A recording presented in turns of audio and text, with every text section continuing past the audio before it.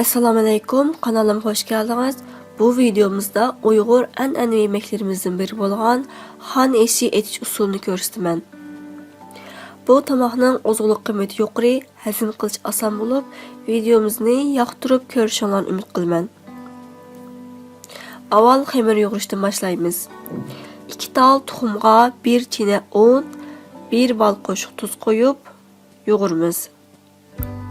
Xamir yo'g'irish jarayonida ehtiyojga asosan ozroq suv qo'yamiz.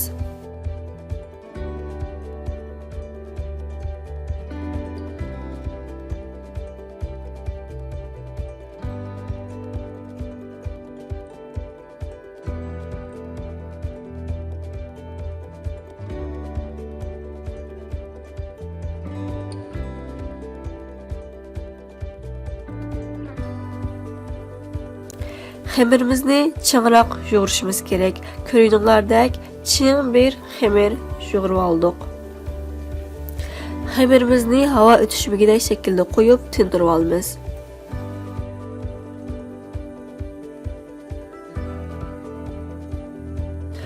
$300 gram atrofida qiymaga bir bosh piyoz,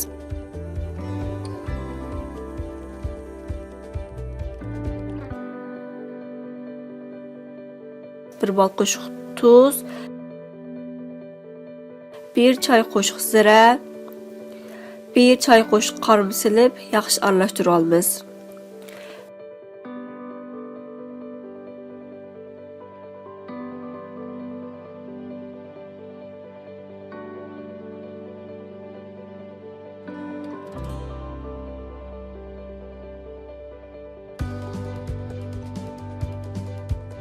Qiymimizni kichik, yumloq shaklga ekilamiz.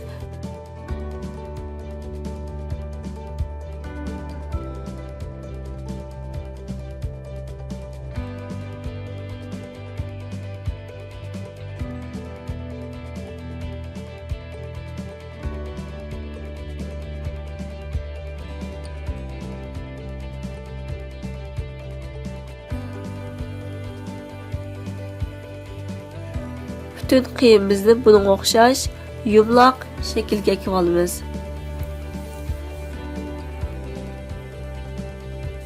Endi ko'ktatlarimizni to'g'rash boshlaymiz. 1 bosh chamg'urni kichik küp shaklda to'g'raymiz.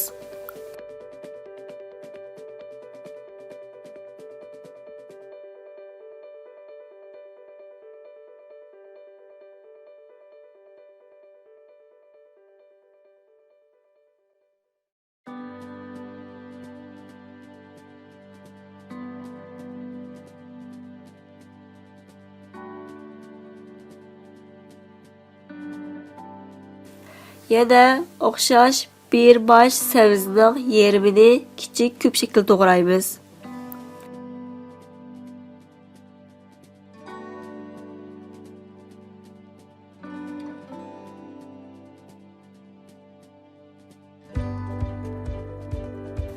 Bir tal sho'xulni ushoq chanib etamiz.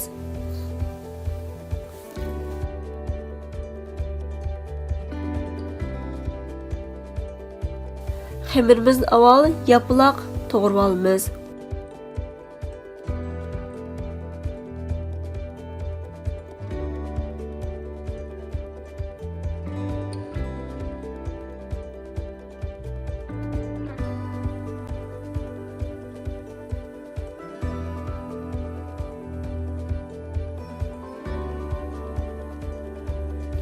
Yapılaq to'g'rab olgan xamirimizga kraxmal uni sepib, birdan no'g'ush bilan nepizlatamiz.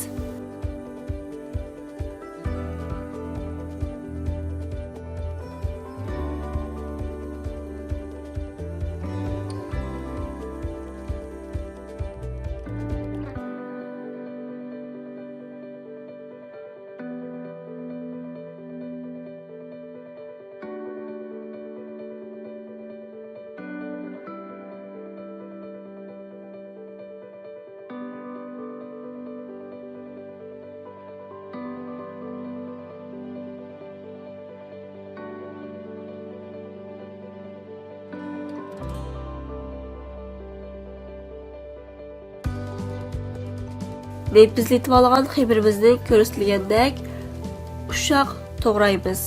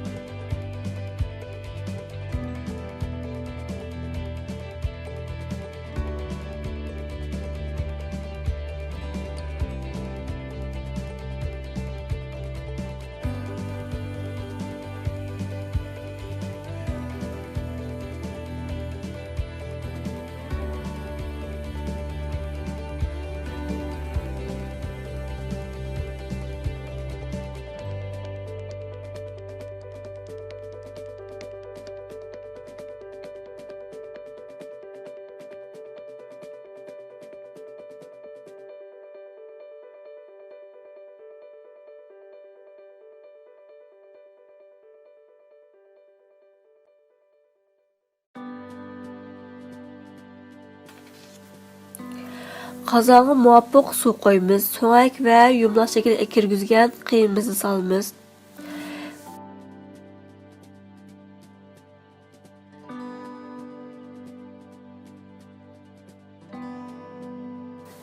Qiymimizni qaynagan suv solmadik, maqsad qiymimiz ezilib ketmasligi uchun.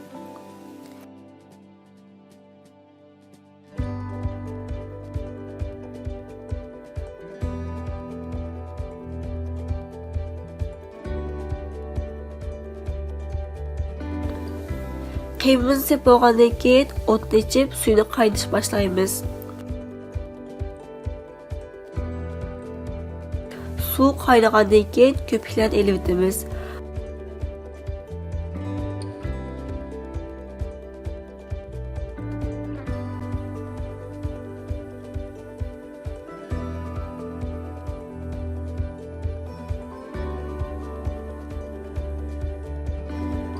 Arkasından çamur salamiz.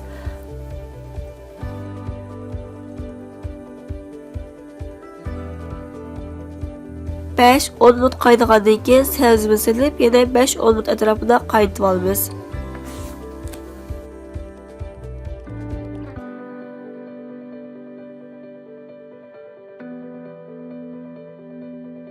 Andan keyin to'g'rab olgan sho'ximizni solamiz.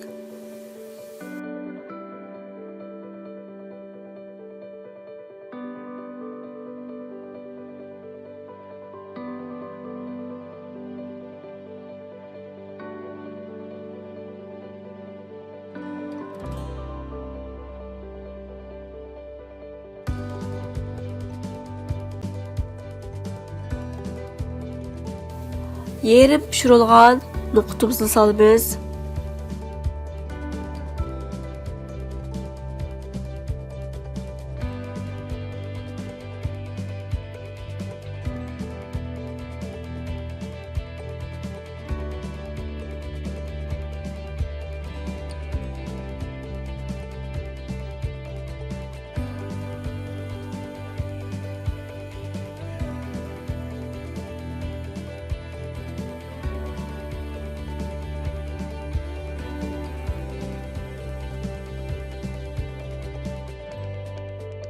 Azroq qaynatib, 2 tal samsaxni ushaq to'g'rab solamiz.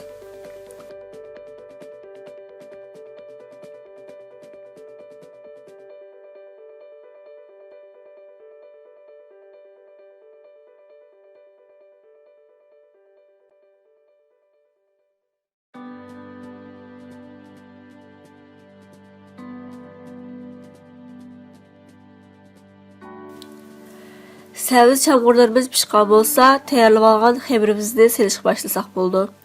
Az-ozini selib aralashtiramiz.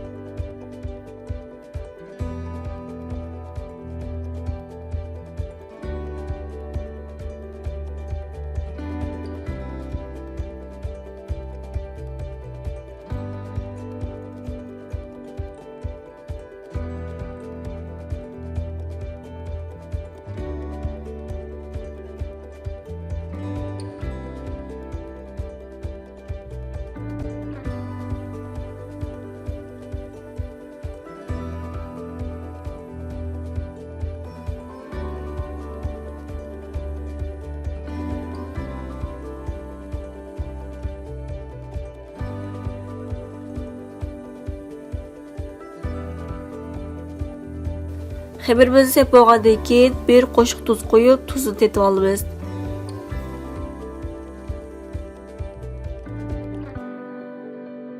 Arqadan palak uşaq to'g'rab solamiz. Bir qaynagandan keyin qachchiq usub iste'mol qilsak bo'ldi.